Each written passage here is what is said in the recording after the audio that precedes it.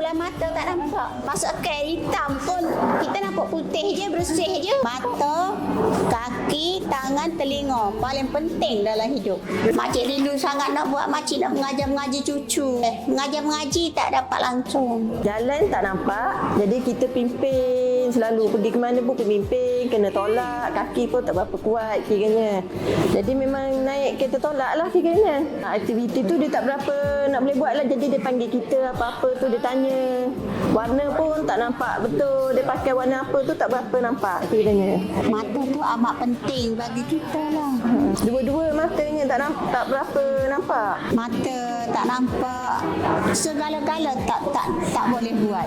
Bila dapat tahu tu, kita ni rasa juga sedih. Sebab apa, biasa bila kita balik, selalunya mak lah yang tengah kat dapur tu masak untuk kita ni. Jadi kita balik tu, dia duduk. Jadi dia cakap saja. Nak buat tu tak boleh. Tapi adik yang showkan kat sini. Adik lah semua yang bawanya dekat sini. Ni akak datang, Alhamdulillah lah. Bagus layanannya. Semua komplit lah orang kata. Harapan makcik lepas ini dapat masak, dapat mengajar-mengaji cucu, dapat buat segala-galanya lah. Sebagai nenek yang jaga cucu.